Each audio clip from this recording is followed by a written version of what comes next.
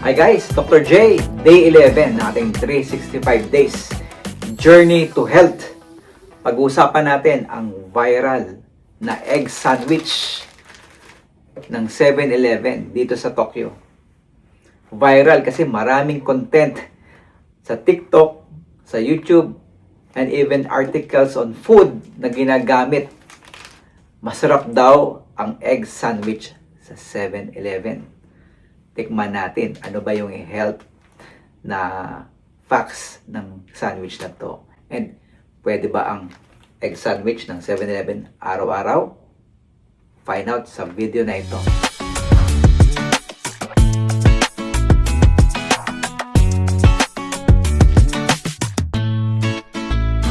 Guys, ito na nga ang ating egg sandwich. So pumunta tayo sa 7-Eleven kanina and true enough, maraming egg sandwich doon. Nakapila siya. Then, nakita natin ito. Ang nakalagay dito talaga, hindi siya egg sandwich, kundi egg salad. So, 7-Eleven. And then, ang nakalagay dito is, ang price niya is 291 yen. Sa Pilipinas, mga around 120 pesos. 385 calories. Okay, ang isang sandwich. Kung iisipin mo yan, ang isang tasa ng rice, 200 calories. So, ito, 385. So, mas mataas siya sa isang tasa ng rice pag kumain ka. Okay? So, bubuksan natin, ha?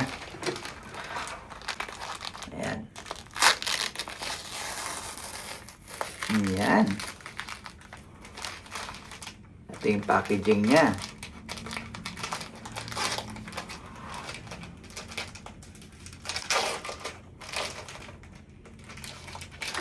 And guys, you can see here, mataba pala ito. So yung layer niya, natin sa camera. Ayan yung layer niya.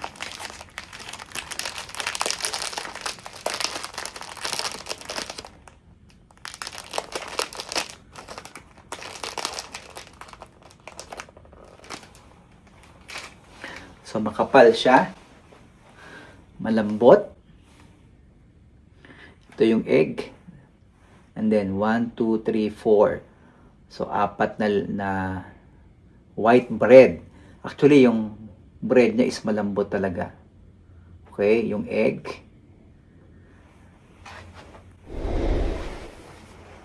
Tikman natin. Bakit famous?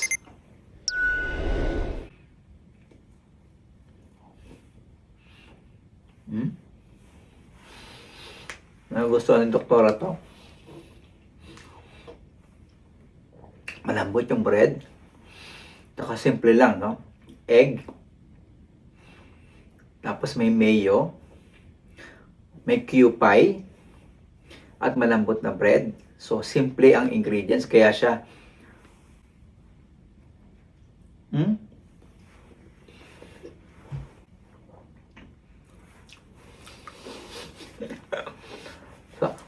basic na basic yung ingredients, yung lasa niya, simpleng-simple. Para siyang go-to food. So, doon natin kay doktora. Next question. Gaano ba ka-healthy ang pwede ba siya araw-araw? Based sa data ng ating egg sandwich from 7-Eleven, ang calories nga niya is more than 300 calories, mga 375 calories. Pero ang napansin natin, yung kanyang fiber, dahil malambot yung bread, is just 1 gram. Kailangan pa natin ng 5 grams of fiber per meal. Malambot yung bread niya, so less fiber siya. Wala siyang vegetable. Okay? And then, ang protein niya is 20 grams ang protein. Mababa ang protein, ibig sabihin. Ang kailangan natin, 25 grams of protein per meal. Dapat 25. And, sa nagkakaedad tulad ko, dapat ang protein per meal ay 30 to 40 grams of protein. Kasi, Lumilit na yung mga muscles natin pag mahina tayo sa protina. So, kailangan natin ng medyo mataas na protein level. So, kung 20 grams lang yung protein niya, wala siyang vegetable, wala siyang 1 gram na ang fiber, hindi siya pwede araw-araw. Pwede siguro siya merienda 2 to 3 times per week. Pero hindi araw-araw kasi kulang yung protina. Ang solusyon dyan para tumaas yung protein content is magdagdag ka ng mga breast meat, yung breast. Pwede ka magdagdag ng breast, pwede ka rin magdagdag ng vegetable para magkaroon ng fiber. Pero overall,